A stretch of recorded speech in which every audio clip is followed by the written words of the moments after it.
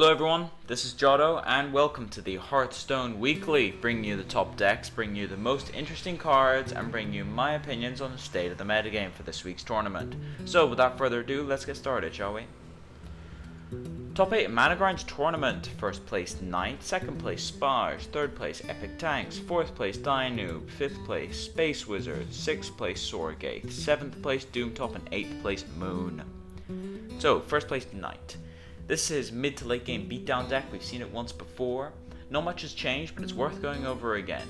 We have things like Onyxia and Sea Giant and Ragnaros to round out his mid to late game with some beatdown cards, and then his mid game is filled with things like Fire Elemental, Defender of Argus, Manatite Totem to draw him into his later things, Earth Elementals, a lot of big stuff. There's a lot of big things in this deck, and that's what it does.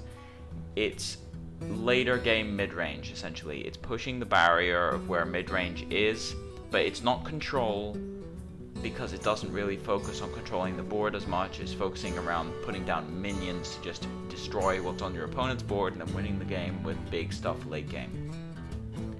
So basically, if you get into mid to late game with this deck, you're in good shape. Second place, Spage, playing his Shaman mid-range deck. This is the one he's kind of infamous for, you could say. Now, this one has a couple of interesting variations. There's still the one copy of Bloodlust and things like Vile Teacher and things like that, but this one has one copy of Wind Fury, one copy of Faceless Manipulator, Sylvanas Windrunner, things like that, the Blood Mage Thanos. These are one-offs which do some serious work. Faceless Manipulator can replicate Earth Elementals for some serious damage. Sylvanas' Death Rattle effect is amazing in mid-range, because it has to be silenced or hexed, otherwise it just takes over the game on its own and just creates a snowball effect. The Wind Fury is a very, very surprising card, which does a lot of work if you think about it. Just being able to get your Fire Elemental or Earth Elementals to swing twice is actually quite a big deal. But the other techs in this deck are things like Spellbreaker to silence while giving it body, Big Game Hunter so that you can use his hexes on small things, because this Big Game Hunter has him covered for the big things. But third place, Epic Tanks, Weapon Rogue. Deck we haven't seen in the top 8 before. Good to see this one. Now, Spell Power Rogue and Miracle Rogue have been the one that have been infamous in the past, but this is Weapon Rogue. This is one we don't see as often, but it's still very effective. You have all the pirates like Captain Greenskin, Bloodsail Raider, along with things like Deadly Poison, Perdition's Blades, Assassin's Blades, things like that. It's all focused around getting your weapons, drawing cards off your weapons, and getting stupid bonuses out of your weapons, and it works. It is a very well-rounded deck. It's nice to see a Weapon Rogue around. You still have the standard things like Twilight Drake, Azure Drake. These are kind of hard to leave behind because they're so powerful, along with Ringleader. But there's a lot of pirates in this deck, and there's a lot of weapons, and do not underestimate it. Fourth place, Dynoob, a warrior in top 4? What? Congratulations. It's been a while since we have a warrior in top 4, so congrats Dynoob, seriously. But anyway, this is a pretty classical warrior mid-range deck, playing the standard things like Sunwalker, Arathi Weaponsmith, Korkron, Shield Block, Spellbreaker, and Senjin. Can't forget about Senjin when you talk about mid-range. But it's a very standard mid-range deck playing the warrior-specific cards, like one copy of Brawl because you want to flood the board yourself so you don't want to hurt yourself. One copy of Gorehowl because it's good for control, but you really don't want to have too many of them because you take your own health out as removal. Other things in this deck are things like Mortal Strike, Execute, Fiery War Axe, Heroic Strike. These are very good warrior-based removal, and they can work, as is evidently by this going forth. Now, fifth place, Space Wizard, Paladin mid-range deck. The Black Knight and Tyrion Fordring. Yeah, Tyrion Fordring doesn't need much explanation when it comes to Paladin mid-range. He just comes down and everyone hates you.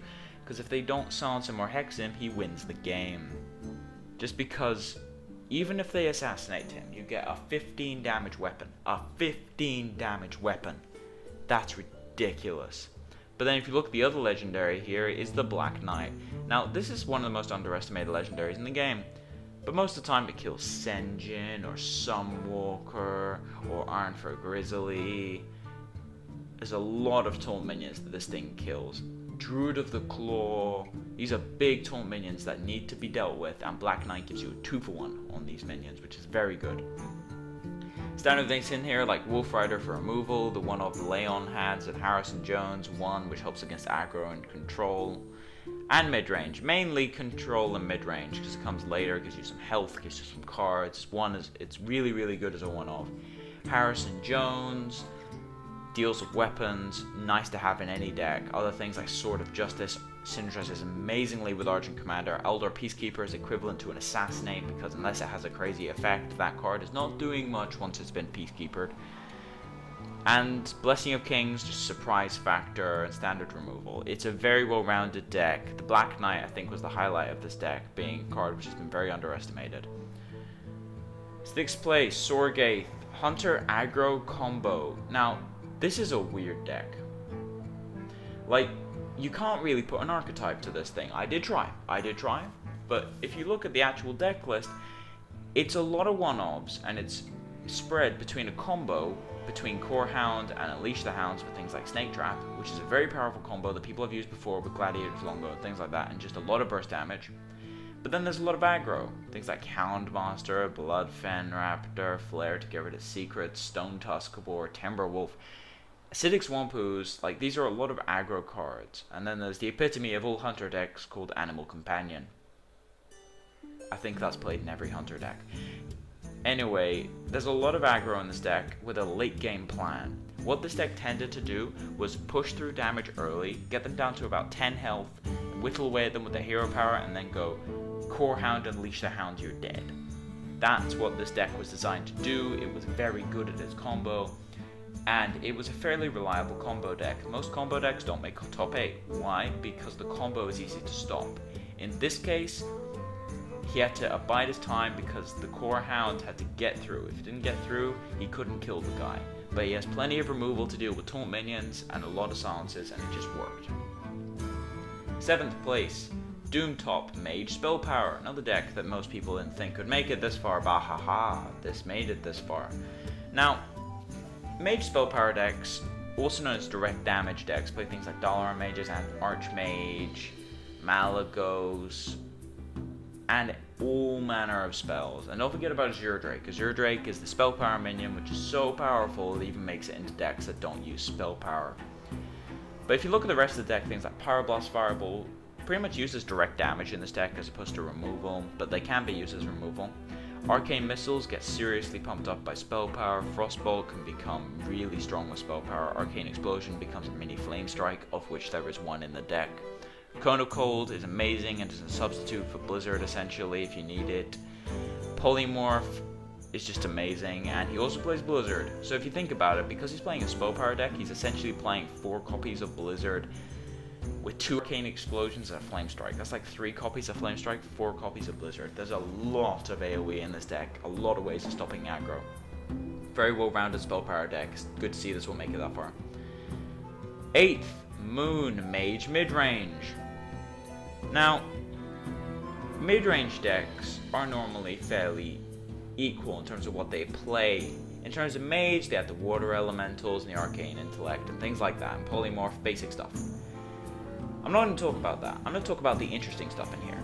Things like Abomination, a very underestimated card for mid-range decks, partly because it competes with things like Azure Drake and Gadget Zan, but it can be very good if you have other draw power. Things like the 1 copy of Sun Fury Protector that makes the rest of his stuff have taunt. 2 Stampeding Kodo. Now, 2 Stampeding Kodo, this is essentially designed to kill Dalaran Mage, from what I understand. It kills Mogashan Warden and things like that, but those cards really aren't played. Dalaran Mage is a pain in the neck to kill, and that card kills it. That's A-okay in my book. There's lots of things that Stampeding Kodo can hit, and Dalaran Mage I think is the most crucial. That card is so difficult to deal with, and it will give consistent spell power, and you just need to get rid of it, and Stampeding Kodo does that. And then there's 2 cards which don't really show up in mid-range decks unless you're playing Mage, Tarn Warrior and Amani Berserker. Now, why are these here? It's because they both have Enrage 3, which puts them up to 5 attack. And the Mage Hero power allows you to enrage them, which means that while either of those is on the board, they can't play Ascension, and they can't play their Violet Teacher, and they can't play their Azure Drake. Well, with Azure Drake I think they could, but there's a lot of things that die. I mean, you can't even play Fire Elemental if there's 2 of these. Like, if there's 2 things on the board, you kill one with Fire Elemental and the other one kills the Fire Elemental. It's still a 2 for 1, but oh no, they traded a 2-drop and a 3-drop for your 6-drop. Like, these cards are very good at dealing with the mid-range minions in mirrors, and they do their job very well in mage decks. Not so much in other decks, but in mage, you can enrage them at will. Anyway, onto the interesting cards. Or controversial cards, but Dalaran Mage. Now, I felt like I had to put Dalaran Mage on here because the card really is running rampant. It's a bit of a weird one. It's kind of... I mean, I did my whole thing about Senjin before, and I still think that card's an issue, and it's still, like, wrecking aggro decks. But Dalaran Mage is sort of the sleeper of the format, where no one seems to recognize how powerful this card is, but they lose to it all the time. It's a 2/4 for 3 with spell power. Now, the 2/4 is incredibly hard to kill. 4 health is a lot to go through. I mean, if you've ever played against a Demolisher in Arena, you know that 4 health is hard to kill. Those things are insane because it has 4 health. This thing has 2 attack as well, so it can beat into things, and the spell power can be used.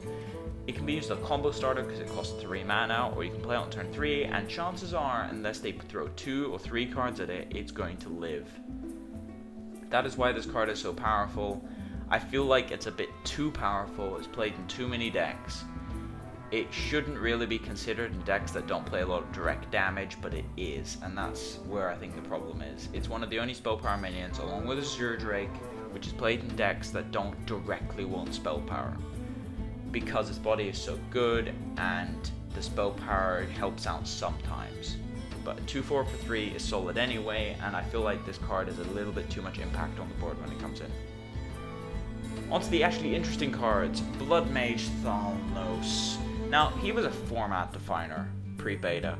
He was being played in 4 out of 5 decks. In some of the top 4s, he was playing in 3 decks. It was crazy. Now, why was this guy so good? It's because he has spell power on a 2-drop. He's a Kobold Geomancer that cantrips. You want to kill him, but you don't want to kill him. If you kill him, congratulations. He has no spell power. Oh wait, he drew a card. Okay.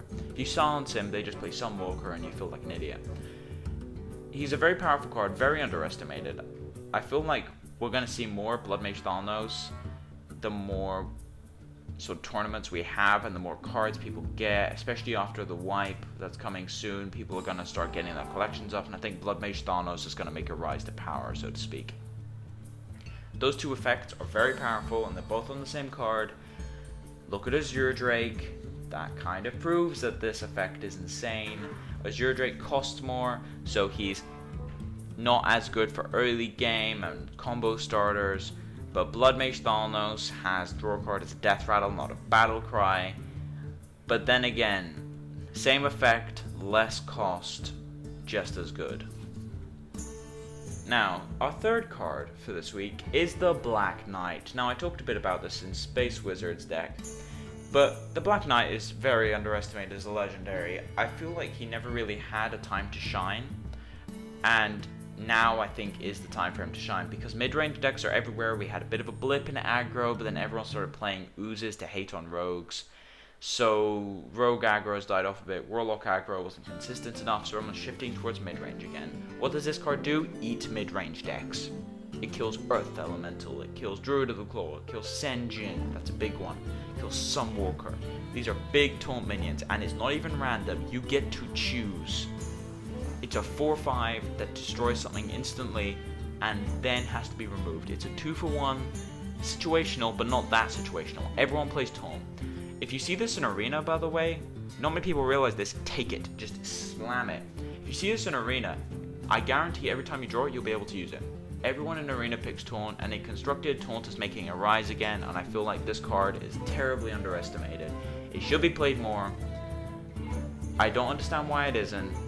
Before, maybe there was a bit more aggro, so it was understandable, but now that the metagame's back to mid-range, I feel like this should be played more and more and more. but it's not being played, which confuses me a little bit, but I'm expecting to see this more in future tournaments. So, we had a very good spread of decks in the top 8 this time. It was quite surprising, actually. Didn't expect it to be sort of this perfect in terms of how many classes were in top 8. We still had no priest. No priest is a thing. But when it comes down to it, having that many classes in top 8 is a very good thing. It shows that the metagame's starting to stabilize a bit, and it also shows where some of the actual problems and balance are, as opposed to in classes. A lot of the balance issues in the game are to do with neutral minions and certain class cards, which are showing up more and more in these top 8 lists. Things like, you can't just say rogue is overpowered because evidently they're counterable. The metagame shifted to counter rogues, and that's what's happened. Rogues weren't doing very well in this tournament or last tournament. And it shows. Playing 2 oozes in your deck, playing some Iron Beaks for the Twilight Drakes, playing AoE against Miracle, it just works. And I think that does prove that it's some of the cards in Rogue that are overpowered, not the class itself, and the same applies for a lot of the other cards in the game. Neutral minions that are showing up a bunch, like Dalaran Mage and Senjin and Argent Commander, things like that. It shows where the actual true balance issues are, and not just where they seem to be when you're actually playing the game, which is something I really liked about this tournament, was that it was a bit of an eye-opener. Because if the game was truly unbalanced between classes a lot, then we wouldn't have seen as much diversity in top 8. It's a real eye-opener to where the actual balance issues are, as opposed to where we thought they were. But anyway, this has been Jotto. If you like the content, please subscribe. If you have any feedback on the show, put it in the comment section below. If you want to come and chat to me on TeamSpeak, I will put Managrind's information in my description, and the TeamSpeak address will be on that post. But as for now, this is Jotto, signing off.